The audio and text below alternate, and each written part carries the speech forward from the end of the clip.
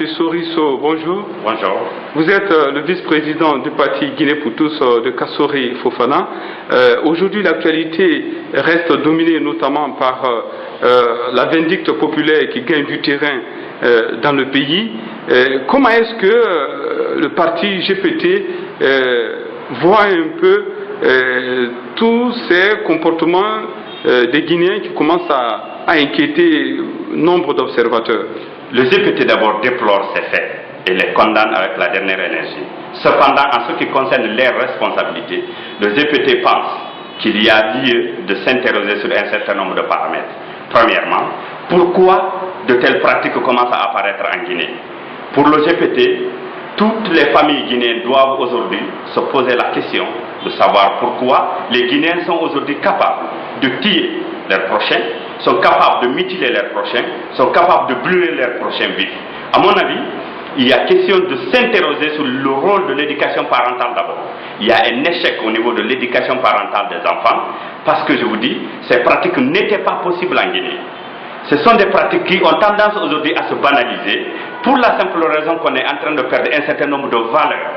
Ce pays avait des valeurs sur lesquelles il reposait. Mais d'aucun point de vue, ces valeurs. Je suis d'accord avec vous. L'impunité. Il faut citer les responsabilités à deux niveaux. D'abord, le courage qu'a les Guinéens de pouvoir poser de tels actes traduit clairement le fait que l'éducation familiale est en train d'échouer. Un enfant qui est très bien éduqué au niveau familial ne peut pas poser de tels actes. Ça, c'est le niveau familial. Au niveau de l'État, il appartient à l'État de restaurer l'autorité de l'État partout où besoin se fait. C'est-à-dire de telles pratiques doivent être identifiées, sévèrement punies pour servir d'exemple. L'État a l'obligation de protéger l'ensemble des citoyens. Vous, le GPT, vous pensez que l'État n'en fait pas suffisamment pour éradiquer ce genre de comportement dans la cité?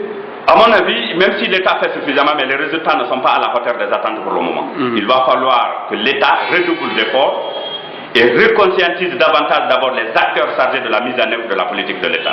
Parce qu'un État, c'est une politique, c'est aussi des acteurs pour la mise en œuvre de cette politique.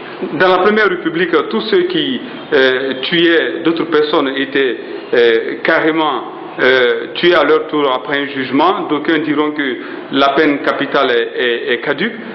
Selon vous, est-ce qu'il est nécessaire peut-être de faire appel à cette peine capitale pour essayer de dissuader justement ceux qui seront tentés par ce genre de comportement? Peut-être sans aller jusqu'à promouvoir la peine capitale ou la peine moins capitale, peu importe sur ça, mais moi je suis partisan d'une ligne qui consiste, une fois qu'un crime est commis, à identifier les acteurs, les vrais acteurs, et à les punir sévèrement à la hauteur de leur forfaiture. Il faut qu'en Guinée qu'on apprenne à sanctionner positivement et négativement, et des sanctions qui doivent servir d'exemple. Écoutez, certaines sanctions permettent d'éduquer. Une sanction peut permettre une émulation, peut servir d'exemple aux autres pour dire attention, de tels actes ne seront pas tolérés. Si vous les faites, vous payerez le prix. Alors, le chef de file de l'opposition, dernière question pour terminer, a dit lors d'une de ses interventions sur la radio RFI récemment qu'il était inquiet justement des possibilités qu'Alpha Condé tente de briguer un troisième mandat.